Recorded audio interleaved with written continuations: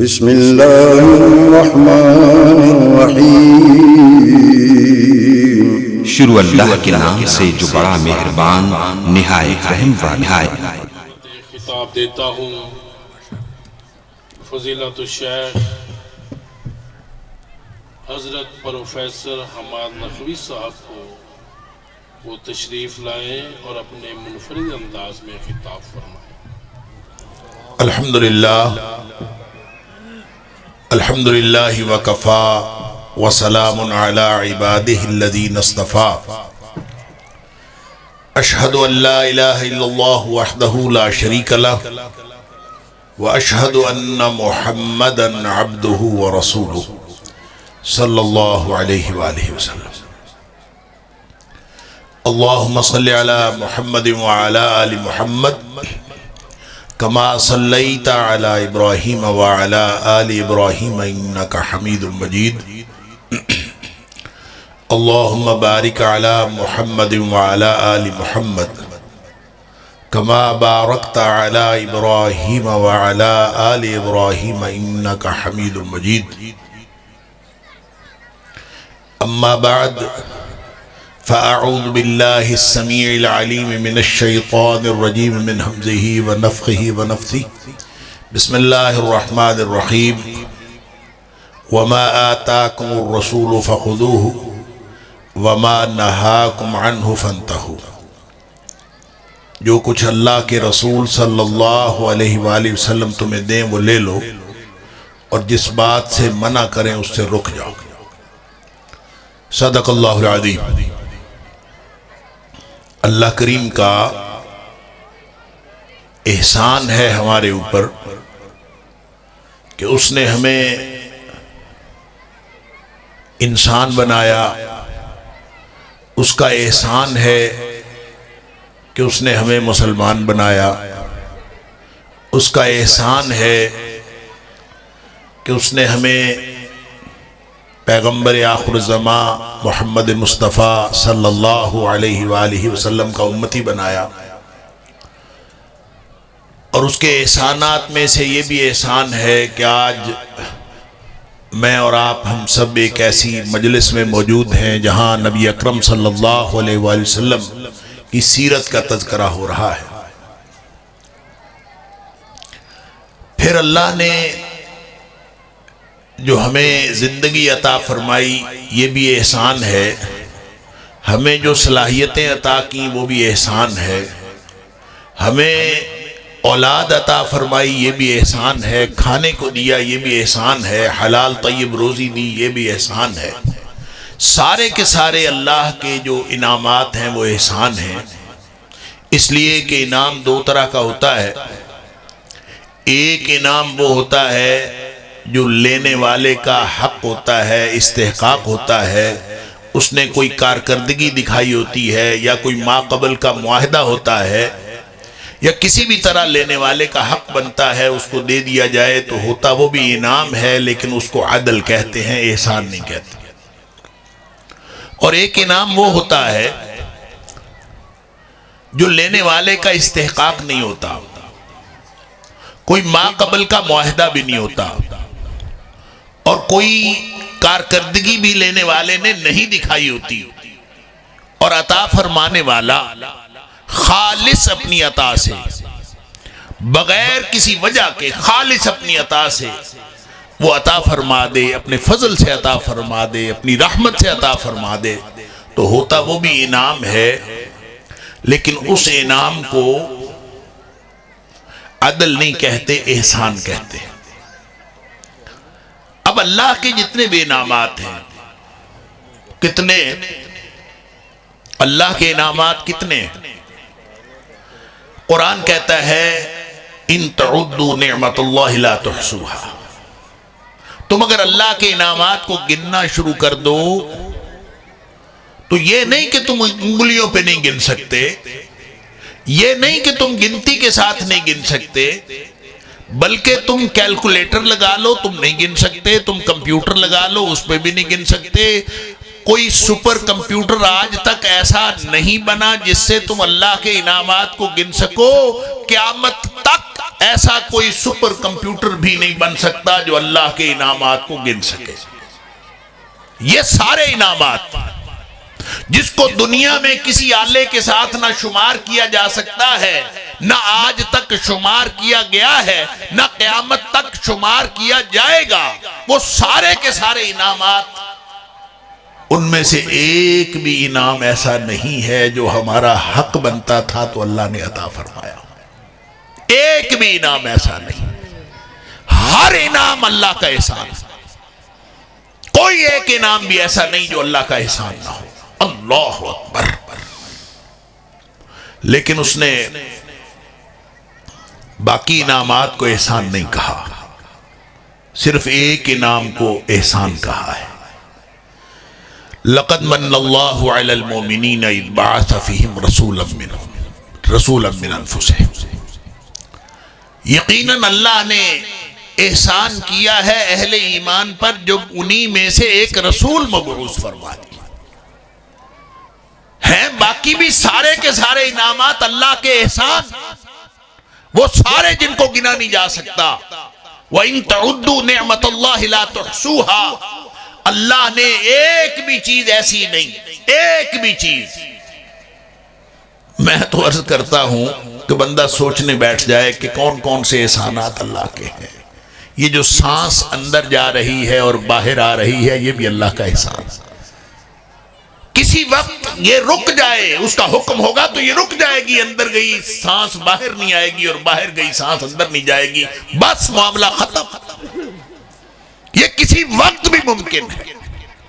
ہمارے پاس اس کے لیے بھی کوئی کارکردگی نہیں، کوئی استحقاق نہیں، کوئی حق نہیں.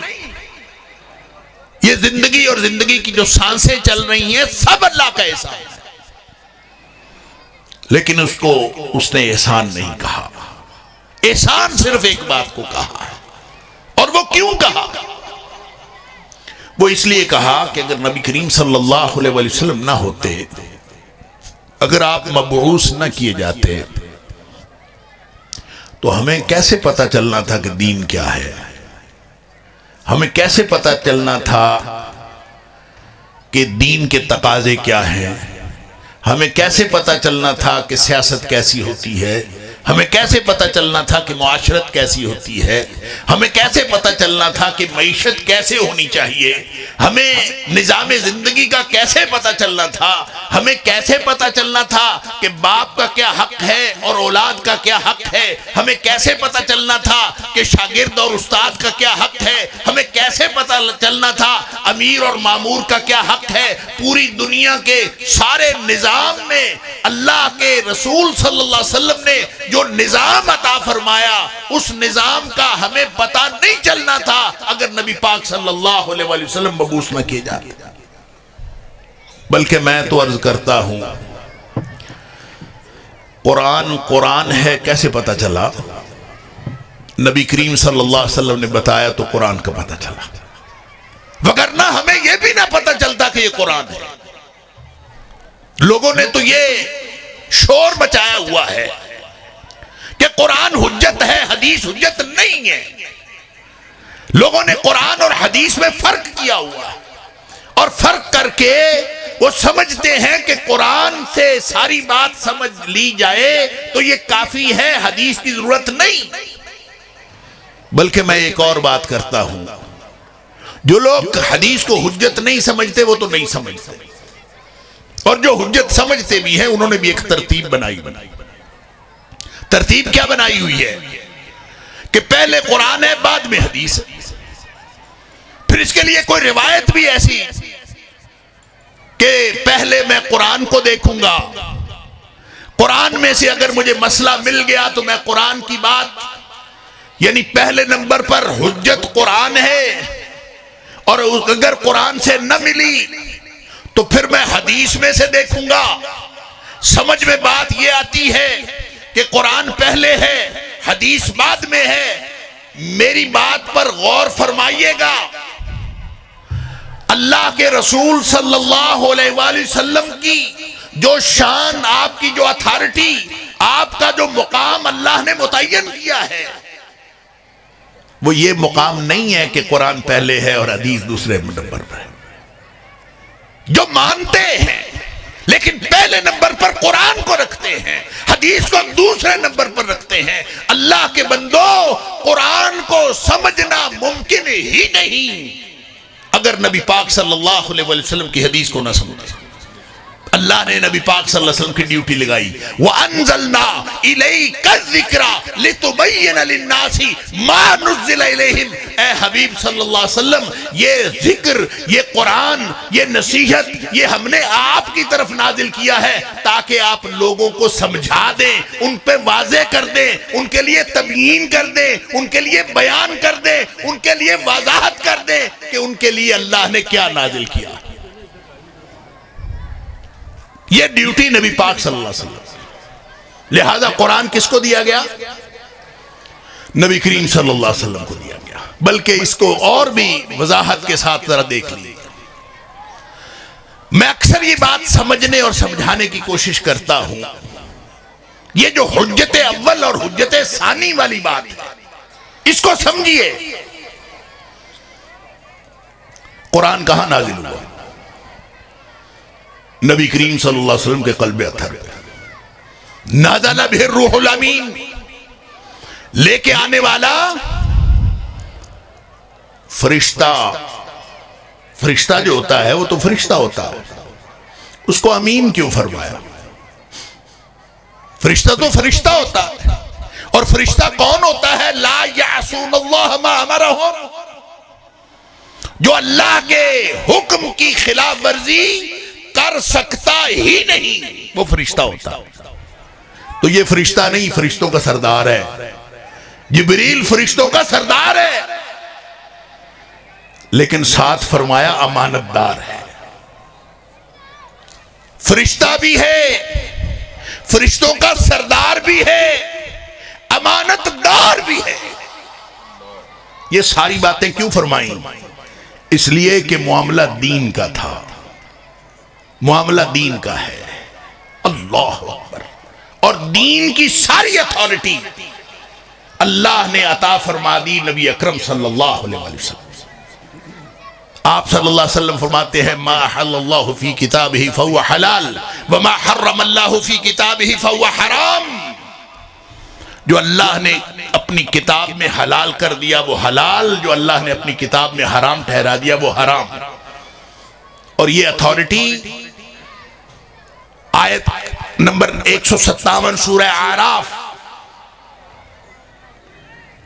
اللہ فرماتا ہے وَيُحِلُّ لَهُمُ الطَّيِّبَاتِ وَيُحَرِّمُ عَلَيْهِمُ الْخَبَائِثَ. یہ اتھارٹی اللہ نے قرآن میں نبی پاک صلی اللہ علیہ وسلم کو دے دی کہ آپ جس کو حلال کہیں وہ بھی حلال ہے، آپ جس کو حرام کہیں وہ بھی حرام ہے. وہ اسی طرح حرام ہے جیسے قرآن میں کہا گیا حرام ہے، وہ اسی طرح حلال ہے جیسے قرآن میں کہا گیا حلال ہے. کیونکہ یہ اتھارٹی دین کی اللہ نے نبی پاک صلی اللہ علیہ وسلم کو دی. اس کی ایک مثال سنیے. اللہ کریم نے فرمایا حرمت علیکم المیتۃ والدم، تمہارے اوپر ہر قسم کا مردار اور ہر قسم کا خون حرام. سورہ بقرہ کی آیت نمبر 173 میں بھی یہی بات فرمائی، سورہ مائدہ کی آیت نمبر 3 میں بھی یہی بات فرمائی، سورہ نحل کی آیت نمبر 115 میں بھی یہی بات فرمائی. اللہ نے ہر قسم کا خون، ہر قسم کا مردار حرام کیا ہے. اور جب قرآن نے کہہ دیا کہ ہر قسم کا مردار اور ہر قسم کا خون حرام ہے، تو نبی کریم صلی اللہ علیہ وسلم نے فرمایا احلت لکم میتتان و دمان، دو خون اور دو مردار تمہارے لیے حلال کیے گئے. اللہ اکبر.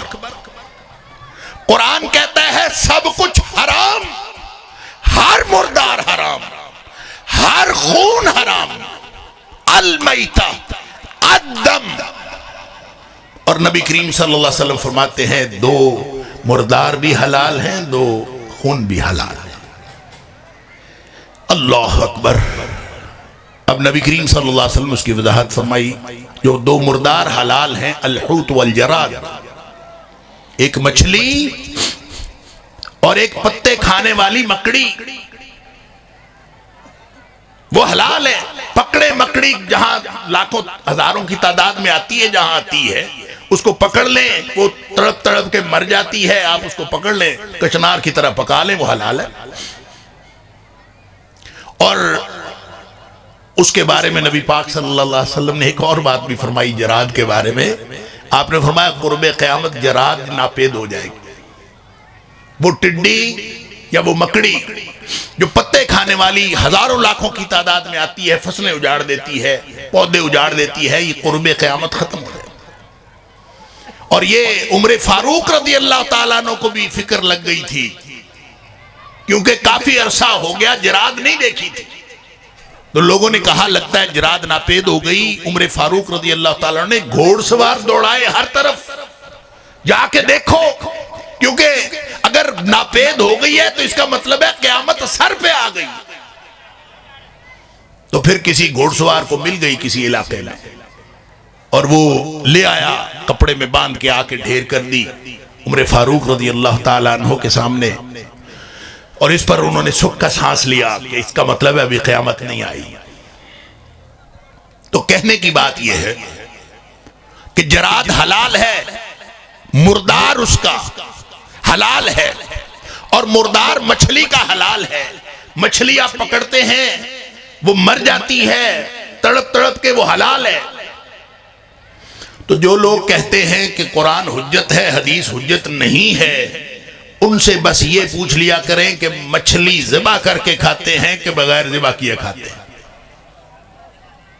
اگر وہ مچھلی کا مردار کھاتے ہیں، ذبح کیے بغیر کھاتے ہیں، تو اس کا مطلب یہ ہے کہ تمہاری زبان تو جھوٹی ہے کہ تم حدیث کو حجت نہیں مانتے۔ تم زبان حال سے، زبان قال تو تمہاری جھوٹی ہے، اور اس کی دلیل تمہارا حال ہے کہ تم زبان حال سے نبی پاک صلی اللہ علیہ وسلم کی حدیث کو حجت مانتے ہو، کیونکہ تم مچھلی کا مردار کھاتے ہو۔ یہ نبی پاک صلی اللہ علیہ وآلہ وسلم کی اتھارٹی۔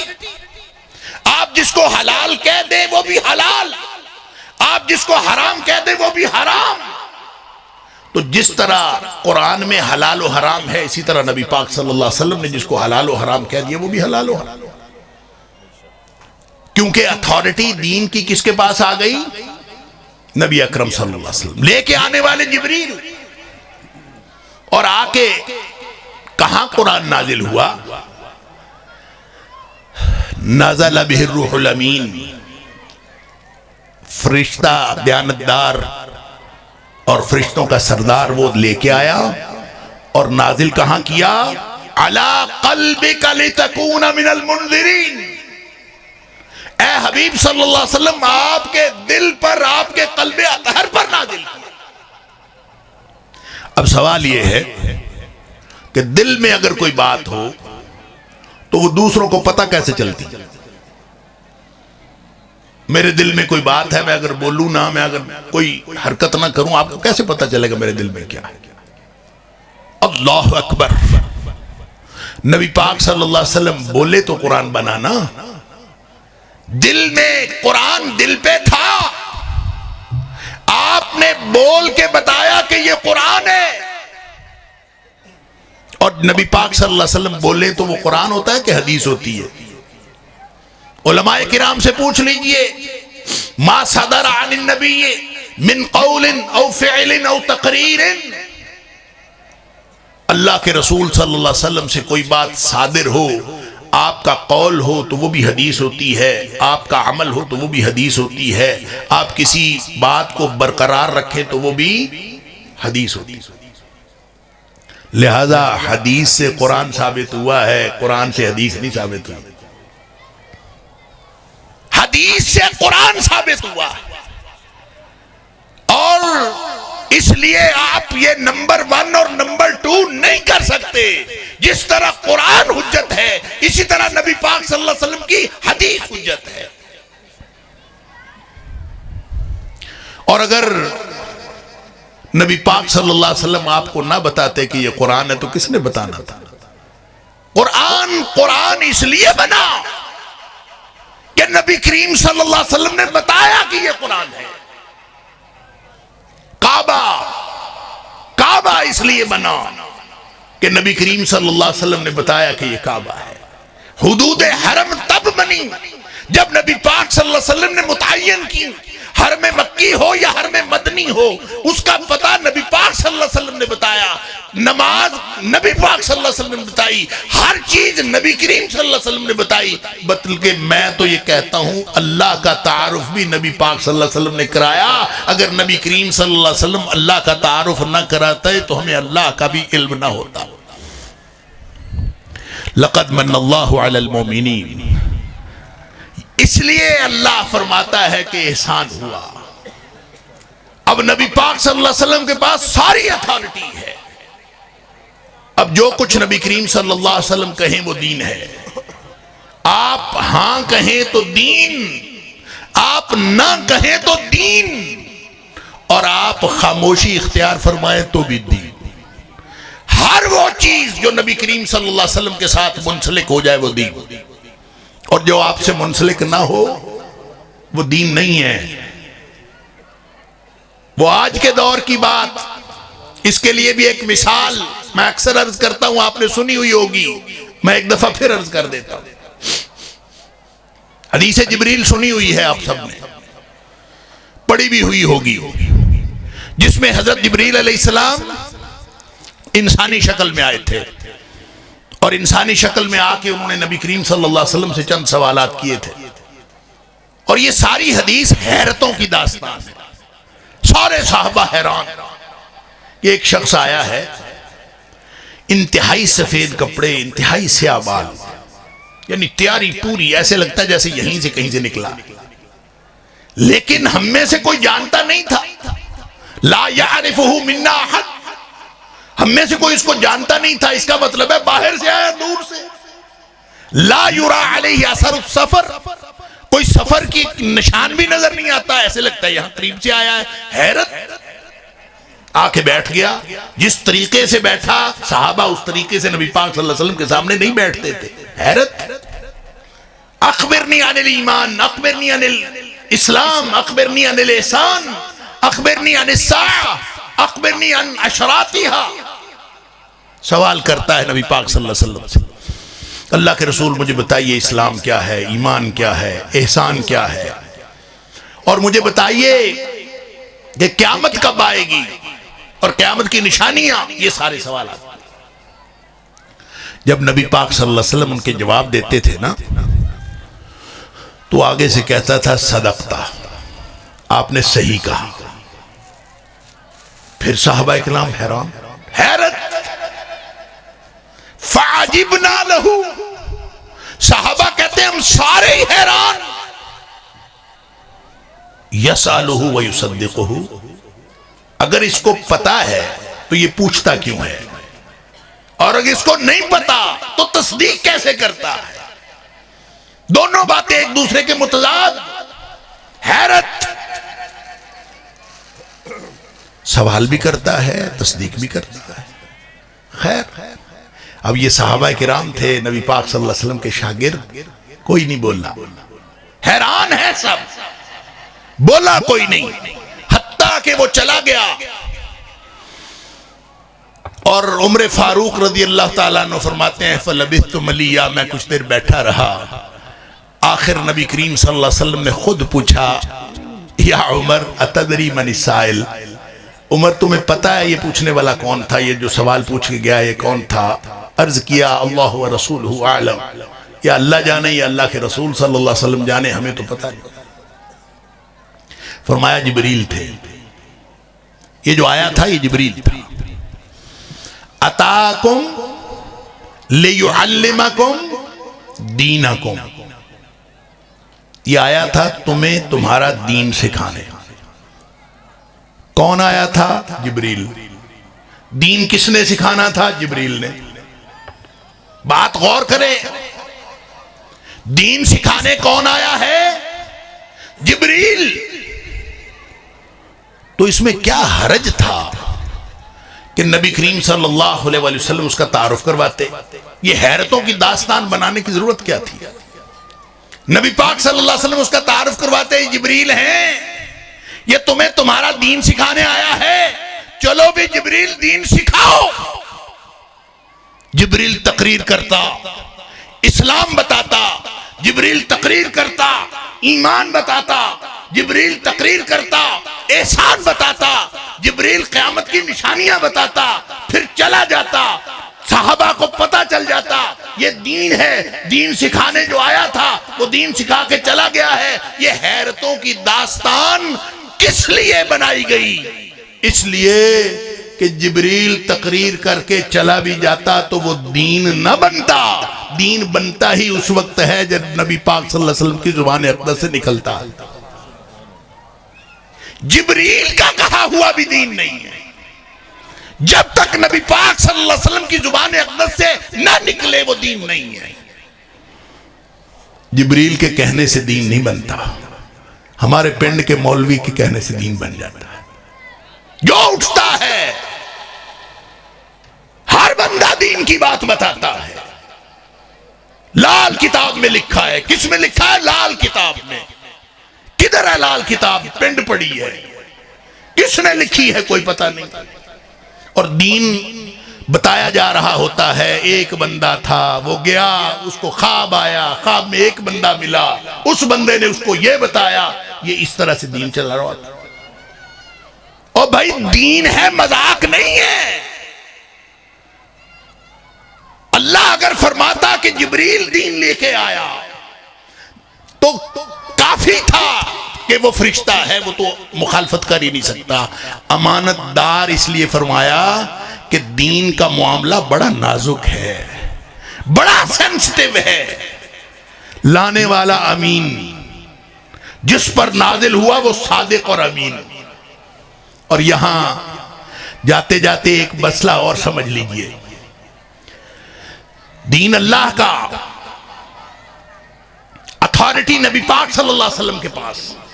آپ ہاں کہیں تو دین بنتا ہے، آپ نہ کہیں تو دین بنتا ہے.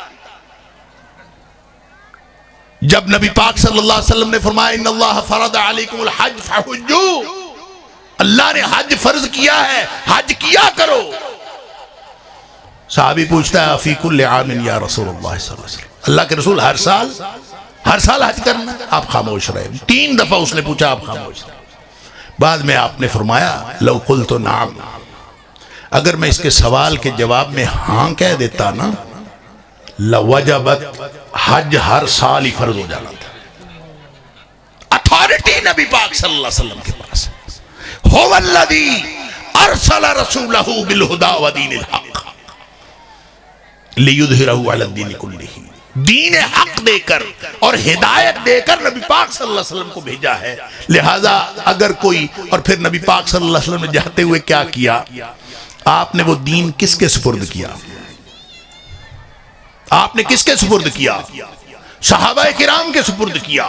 جس دین کو لانے والا امین، جس کو سنبھالنے والا اور آگے سکھانے والا صادق اور امین، اس نے جن کو دین دیا وہ ایسے ہی دے دیا. جن کے ذمہ لگایا، پہلے پوچھا کیا میں نے پہنچا دیا ہے؟ سب نے کہا قد بلغتا وعدیتا ونصحتا، آپ نے خیر خواہی کا حق ادا کر دیا، دین پہنچا دیا. پھر اللہ سے سرٹیفکیٹ لیا، گواہی لی، الیوم اکملت لکم دینکم، گواہی ہو گئی، سرٹیفکیٹ اللہ کی طرف سے ہو گیا. فرمایا فَلْيُبَلِّغِ الشَّاهِدِ الْغَائِبِ، فَلْيُبَلِّغِ الشَّاهِدُ الْغَائِبِ. جو موجود ہیں یہ میرا دین ان لوگوں تک پہنچا دیں جو موجود نہیں. کن کے سپرد کیا؟ صحابہ کرام کے سپرد کیا. اس لیے کہ عبداللہ بن مسعود رضی اللہ تعالیٰ عنہ فرماتے ہیں اللہ نے جب نگاہ کی تو نبیوں کے بعد صحابہ جیسا دل کسی اور کا نہیں پایا. لہذا جن کو دیا وہ بھی امانت دار، جہاں سے آیا وہ بھی امانت دار، جو لے کے آیا، جس پر اترا وہ بھی امانت دار، اور جن کو دے کے گیا ہے وہ بھی امانت دار۔ نبی پاک صلی اللہ علیہ وسلم کے ساتھ 1400 لوگ تھے بیعت رضوان میں، 1400 لوگ تھے، اور اللہ فرماتا ہے، جب یہ فرمایا نا کہ اللہ ان سے راضی ہو گیا، تو فرماتا ہے اللہ یعلم ما فی قلوبہم، اللہ اس لیے راضی ہوا ہے کہ اللہ نے ان کے دل دیکھ لیے تھے، اللہ کو دلوں کا حال پتا تھا، اللہ نے ان کو دلوں کی صفائی دیکھی، ان کا ایمان دیکھا۔ لہذا قیامت تک اگر کسی نے ایمان لانا ہے تو وہ صحابہ کرام جیسا ایمان لائے۔ کیوں؟ اس لیے کہ یہ صحابہ شاگرد ہیں اس شخصیت کے جس کو اللہ نے دین کی اتھارٹی دے کے بھیجا۔ اس لیے فرمایا قیامت تک فرقے 73 ہوں 74 ہوں جتنے مرضی ہوں، ایک جنت میں جائے گا۔ کون؟ ما انا علیہ واصحابی، اللہ اکبر، جو اس طریقے پہ ہو جس طریقے پہ میں ہوں وہ میرے صحابہ کرام۔ لہذا جو صحابہ کے رستے پہ چلتا ہے، نبی اکرم صلی اللہ علیہ وسلم کی سنت پہ چلتا ہے، وہ دین پر عمل کرتا ہے۔ من عمل عملا لیس علیہ امرنا، اور جس نے ایک بھی کام ایسا کیا جس پر ہماری مہر نہیں ہے، ہمارا حکم نہیں ہے، فَهُوَ رَدٌ، وہ ریجیکٹڈ ہے، وہ مردود ہے۔ میں نے جو آیت کا ٹکڑا شروع میں پڑھا نا، وَمَا آتَاكُمُ الرَّسُولُ فَخُذُوهُ وَمَا نَهَاكُمْ عَنْهُ فَانْتَهُوا، اس پر کبھی غور فرمائیں۔ اللہ نے یہ نہیں فرمایا کہ جو اللہ کے رسول صلی اللہ علیہ وسلم تمہیں دے وہ لے لو اور جو نہ دے وہ نہ لو، یہ نہیں کہا۔ حالانکہ جو دے وہ لے لو، جو نہ دے وہ نہ لو، ہونا تو یہ چاہیے تھا، لیکن وہ فرماتا ہے جو دے وہ لے لو، جس سے منع کرے اس سے رک جاؤ۔ اس لیے کہ دین پورا ہے اس بات کا نام، یہ کرو اور یہ نہ کرو، پورا دین اس بات کا نام ہے، یہ کرو اور یہ نہ کرو۔ لہذا جس سے نبی پاک صلی اللہ علیہ وسلم نے منع کر دیا، اس کو نہ کرنا بھی اتنے ہی ثواب کا کام ہے، وہ اتنا ہی دین کا کام ہے جتنا نبی پاک صلی اللہ علیہ وسلم کے حکم پر عمل کرنا دین کا کام ہے۔ اور قرب قیامت، یہ آخری حدیث میں بس عرض کر کے اپنی اجازت لیتا ہوں، علماء کرام موجود ہیں ماشاءاللہ۔ جب حضرت حذیفہ بن یمان رضی اللہ تعالی نے پوچھا تھا نا اللہ کے رسول صلی اللہ علیہ وسلم، کیا خیر کے بعد کوئی شر کا معاملہ ہے؟ شر کا دور تھا، آپ تشریف لائے، خیر کا دور ہو گیا، کیا اس کے بعد کوئی شر کا دور ہے؟ کیا اس کے بعد کوئی خیر کا دور ہے؟ سوال کرتے رہے۔ کہتے ہیں میں شر کے دور کے بارے میں اس لیے پوچھتا تھا کہیں ایسا نہ ہو کہ شر ہمیں پہنچ جائے اور ہم اس سے بچ نہ سکیں، میں اس لیے سوال کرتا ہوں۔ تو نبی پاک صلی اللہ علیہ وسلم سے پوچھا، ہم شر میں تھے، آپ تشریف لائے، خیر ہو گئی، کیا اس کے بعد کوئی شر کا دور ہے؟ فرمایا ہے۔ کیا اس کے بعد کوئی خیر کا دور ہے؟ فرمایا ہے، لیکن اس خیر میں دخن ہے۔ دخن کا مطلب ہوتا ہے دھواں۔ خیر ہے لیکن اس میں دخن ہے، دھواں ہے، دھندلکا ہے، پیچیدگی ہے، ابہام ہے، کنفیوژن ہے۔ صحابہ حیران ہو گئے، حضرت حذیفہ رضی اللہ تعالیٰ، اللہ کے رسول صلی اللہ علیہ وسلم، خیر کا معاملہ ہے، دخن کیسا، دھوکہ کیسا، دھواں کیسا، کنفیوژن کیسا، ابہام کیسا؟ فرمایا ائمۃ یہدون، سن لیجئے دھوکہ کیا ہے۔ دھوکہ یہ ہے، فرمایا ائمۃ یہدون، تقریریں ہو رہی ہوں گی، پیشوا پیشوائی کر رہے ہوں گے، رہنما رہنمائی کر رہے ہوں گے، جلسے ہو رہے ہوں گے، کانفرنسز ہو رہی ہوں گی، لوگ لوگوں کو بتا رہے ہوں گے۔ ائمۃ یہدون،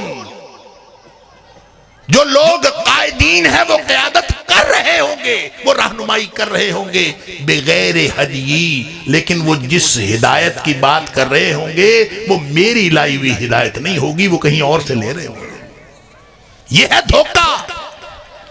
اب مجھے نہیں پتا اللہ کو معلوم ہے کہ ہم اس دھوکے والے خیر کے دور میں ہیں یا اس کے بعد آنے والے شر کے دور میں ہیں۔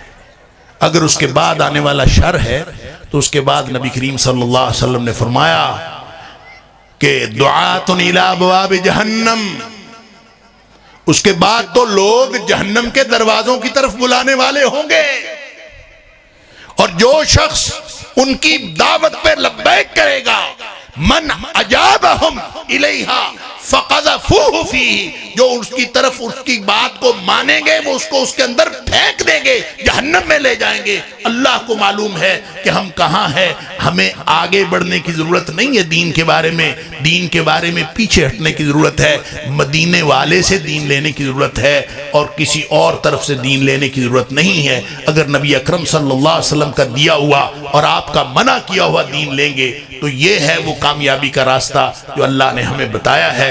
اللہ کرے ہمیں اس بات کی سمجھ بھی آ جائے اور اللہ ہمیں عمل کی توفیق بھی دے۔ وآخر دعوانا الحمدللہ رب العالمین۔ دسو سارے جگ نو بنان والا کون ہے؟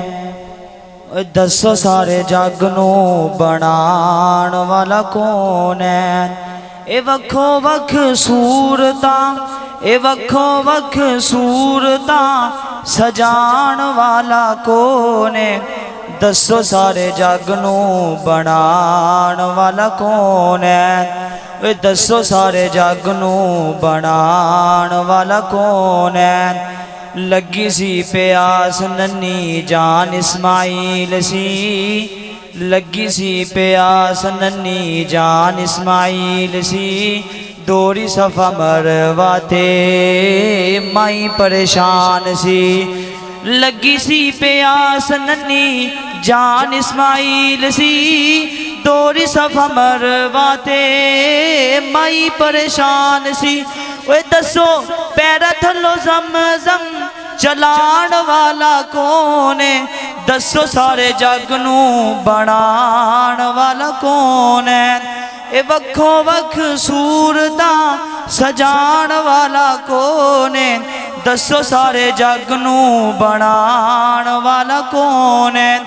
مریم نو بیٹا دے وے اللہ دے کمال نے، اولاد زکریا منگے آگے چٹے وال نے۔ مریم نو بیٹا دے وے اللہ دے کمال نے، اولاد زکریا منگے آگے چٹے وال نے۔ حضرت یعقوب نو 12 بیٹے عطان والا کون ہے؟ دسو سارے جگ نو بنان والا کون ہے؟